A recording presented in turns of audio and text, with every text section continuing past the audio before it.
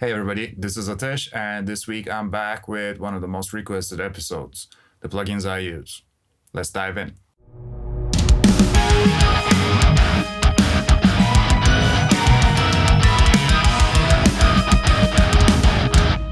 First of all, I just want to say that this is a huge topic, so it's almost impossible to cover all the plugins I use in just one episode. So that's why I'll just give you the essentials I use. But I intend to keep this going as the list grows almost every day, and I'll give you updates on the free stuff I come across. Before we start with the plugins, please hit that subscribe button as I post new videos every week about making modern metal and some of my music that I use these techniques in.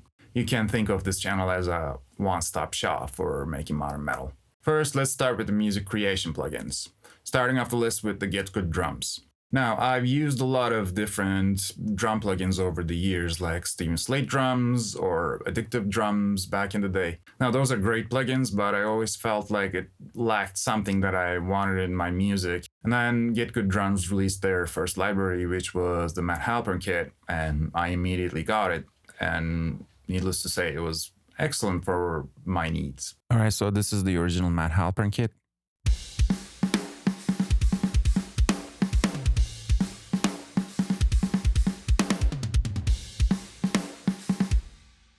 You have several choices for everything and new room and far room mics. This is not a great mix. I just threw some plugins on, but I'm sure you can find more detailed videos on their page or website. And probably the best part for me is the P3 samples. Even though I don't use this as a full kit lately, I use the P3 elements separately, especially the low snare. And recently, like a year ago, I got the P4 plugin and couldn't be happier.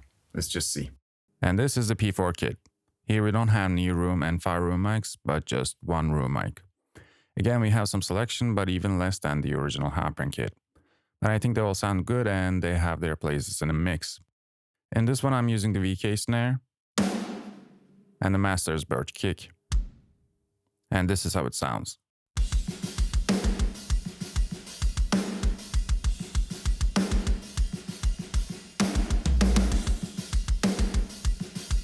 And in the mix.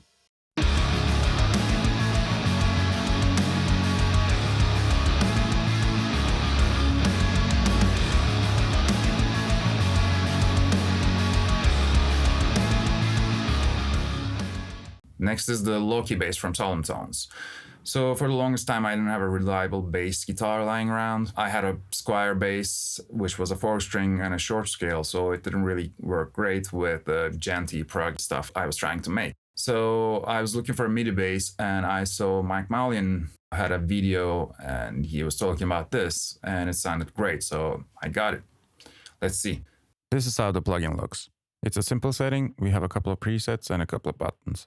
And this is a Dingwall bass model, as you can see in the GUI. In this tune, I'm using the Maxime's bass preset, and this is from a mix, so I have some processing on it, but not a lot. Let's see how it sounds. By itself.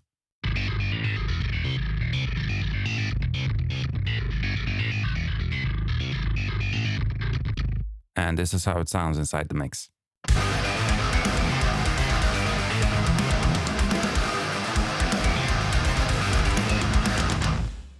Next on the list is probably my favorite guitar amp simulation. It's Fortin Cali by Neural DSP.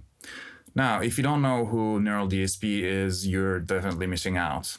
In my opinion, they make the best sounding guitar and bass amp solutions, at least for what I do. I tried all their plugins and they're all great, but Fortin Cali has that something I really like. And a good thing is you can go try all of their plugins for 14 days. And there's a big selection, so you won't run out of plugins anytime soon. And this is the Fortin Cali by Neural DSP.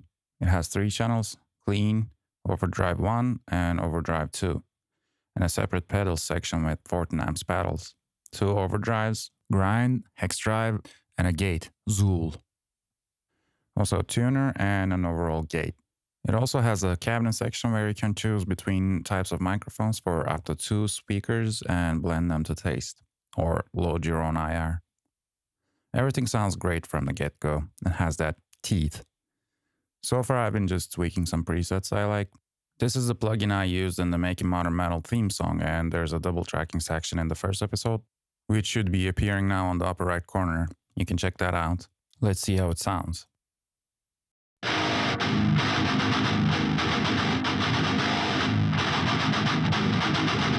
This is an almost finished tune, so there's some processing on the tracks, guitar bus, and the master bus. And let's see how it works in the mix.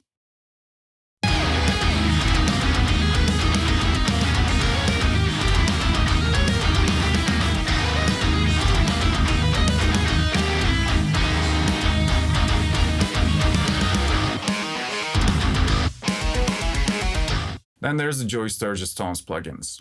I have the Toneforge Richardson, and we actually did a collab on it. You can see it here. And I have the Toneforge Menace that I just got. Now, these are also excellent sounding plugins that are kind of like a total solution for guitar. They have effects and EQs and limiters and creative solutions to fit in your mix. Here's the Toneforge Richardson plugin. Again, we have 3 channels: clean, rhythm, and lead. There's an effects section with a beautiful lo-fi.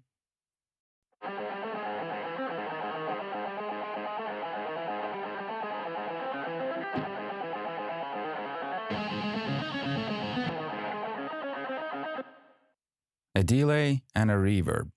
Now, what makes Joyo Sturges Tones plugins very special, in my opinion, is these other elements, in this case a dynamic processor and an EQ. The only thing I feel that it lacks is an overdrive to go in front of an amp. Not always, because you can get pretty specific with these edge and clarity knobs, but I do feel it sometimes. But honestly, that's not a big problem because I can just put an overdrive before it, like in this case.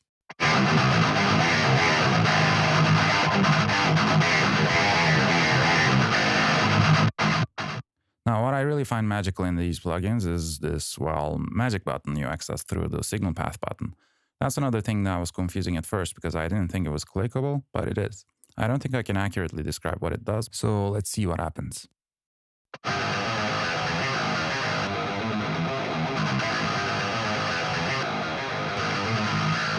Now, if you can spare $15 a month, I think the smartest thing to do is to get a Slate Digital subscription. For the ones that don't know, Slate Digital All Access Pass is a subscription-based system. It has a lot of things inside. It has a synthesizer, it has a guitar suite, it has lots and lots of EQs and compressors and a gate and a tape machine, a mastering suite, anything you might need to make music. Since we're talking about music creation plugins first, I want to talk a little bit about Anno 2.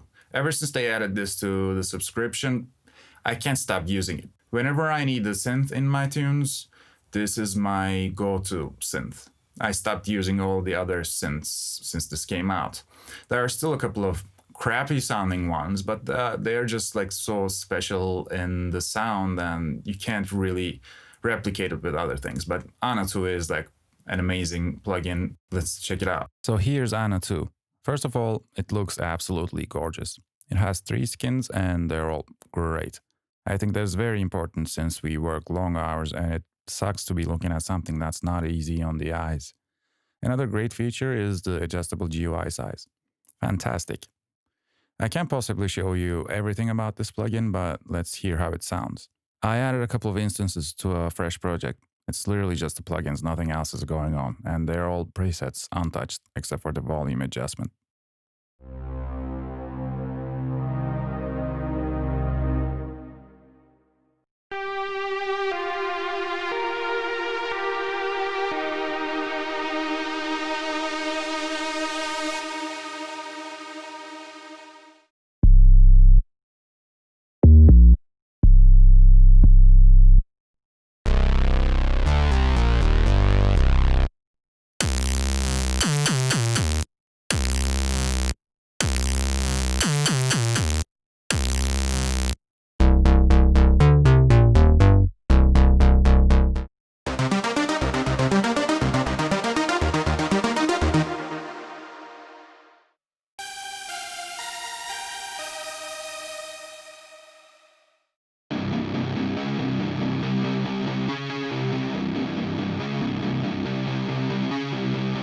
I'm not going to get into super detail with all the EQs and compressors from Slate Digital. I'm pretty sure you can find many videos about that. But let's have a quick look.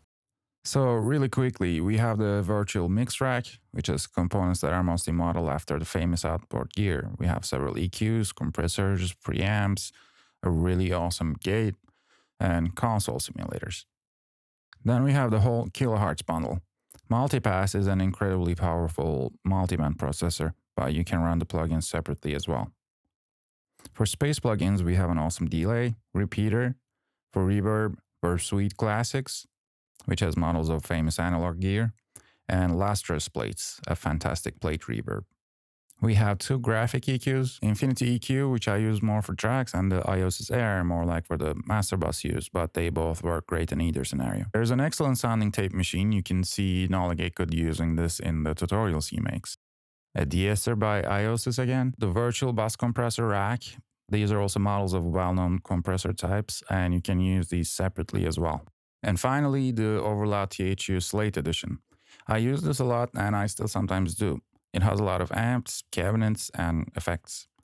This recently got an update as well, but this is the pre-update version. I still haven't gotten around to updating. Since we saw some of the mixing tools I use, I also want to mention the Smash and Grab compressor by Getgood Drums. This is an excellent compressor for the modern stuff.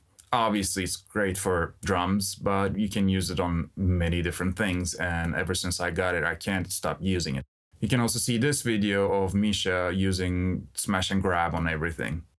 So right here is a Smash and Grab. I think this is more than a compressor. It's a great tone shaper as well, thanks to the beef and air controls and also the saturation knob. It has presets for different drum elements, and after the update, this one also got the pro level unlocked. But I mostly use the default settings in this. Again, I won't get into super detail, you can check the link for that, but let's see a couple of examples. Here I'm using this on a snare. Let's see the snare by itself.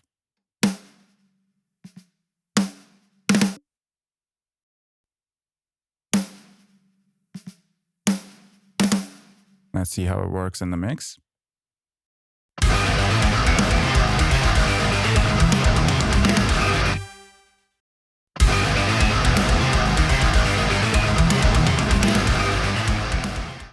And here's the kick drum. By itself, Smash and Grab off.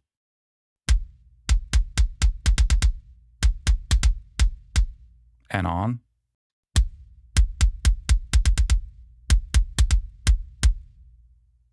And let's hear it the same way in the mix.